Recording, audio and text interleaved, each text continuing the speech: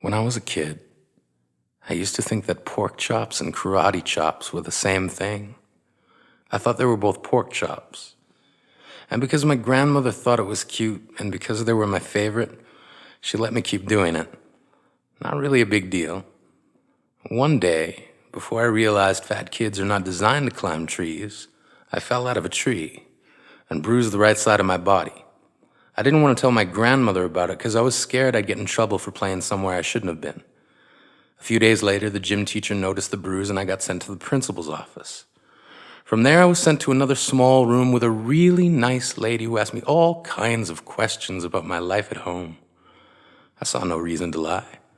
As far as I was concerned, life was pretty good. I told her whenever I'm sad, my grandmother gives me karate chops.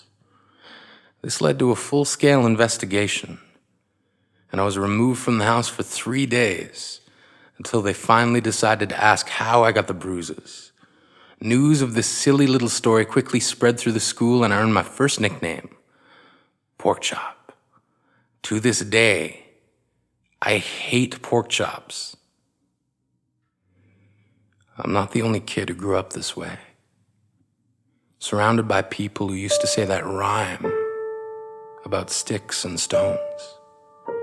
As if broken bones hurt more than the names we got called, and we got called them all. So we grew up believing no one would ever fall in love with us, that we'd be lonely forever, that we'd never meet someone to make us feel like the sun was something they built for us in their tool shed. So broken heartstrings bled the blues as we tried to empty ourselves so we would feel nothing. Don't tell me that hurts less than a broken bone. That an ingrown life is something surgeons can cut away, that there's no way for it to metastasize, it does. She was 8 years old. Our first day of grade 3 when she got called ugly. We both got moved to the back of class so we would stop getting bombarded by spitballs. But the school halls were a battleground where we found ourselves outnumbered day after wretched day. We used to stay inside for recess because outside was worse. Outside we'd have to rehearse running away or learn to stay still like statues, giving no clues that we were there in grade 5. They taped a sign to the front of her desk that read, "Beware of dog."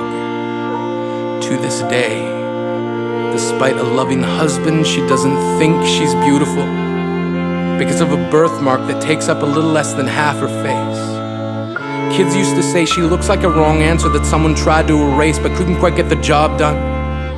And they'll never understand that she's raising 2 kids whose definition of beauty begins with the word mom. Because they see her heart before they see her skin. Because she's only ever always been amazing. He was a broken branch grafted onto a different family tree.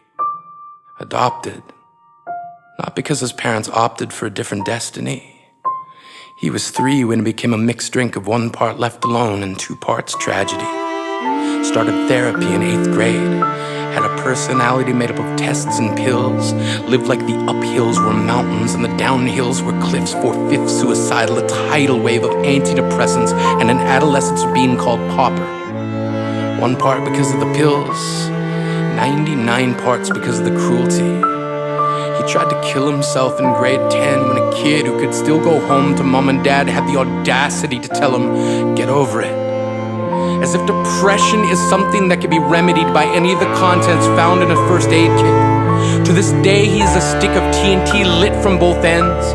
Could describe to in detail the way the sky bends in the moments before it's about to fall.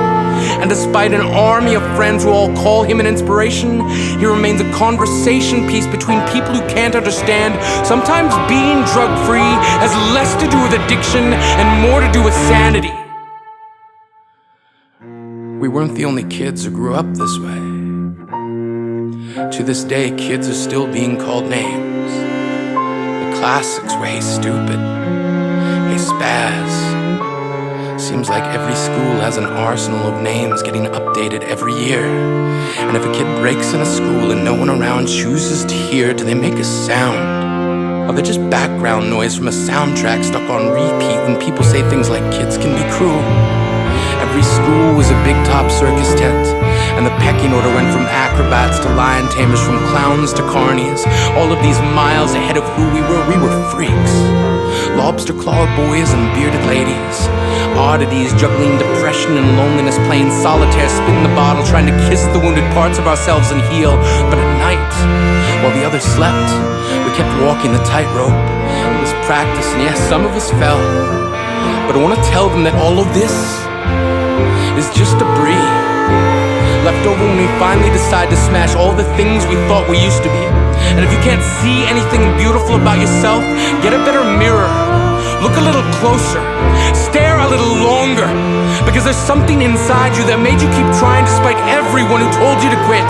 You built a cast around your broken heart and signed it yourself. You signed it. They were wrong. Because maybe you didn't belong to a group or a clique. Maybe they decided to pick you last for basketball or everything.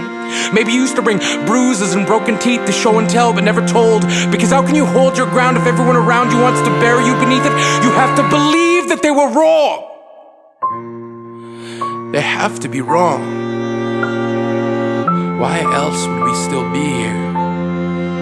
We grew up learning to cheer on the underdog because we see ourselves in them. We stem from a root planted in the belief that we are not what we were called.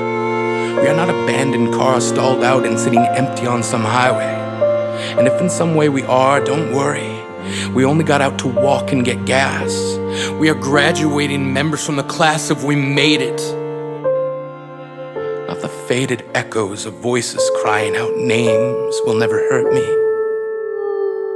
Of course, they did.